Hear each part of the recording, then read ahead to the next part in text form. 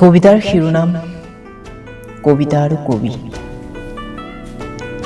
কবিতাটোৰ লেখক এন হক জান।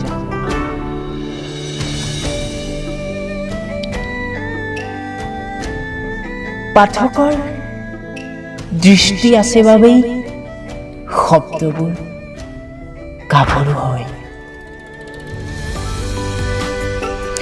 কবিৰ কাপৰ আলিংগনত ভূমিষ্ঠ হয় শ্ৰুতি মধুৰ কবিতা। কবিতাৰ জন্মলগ্নতেই জন্মদাতা হয় কবি। আচলতে কবিয়ে কবিতা জন্ম দিয়ে নে কবিতাই জন্ম দিয়ে কবি? পাঠকৰ দৃষ্টিত শব্দবোৰ কবিতা হ'লেহে শব্দৰ স্ৰষ্টাজন কবি হয়। এতেকে পাঠকৰ মুগ্ধতাই জন্ম দিয়ে কবিতা আৰু কবি।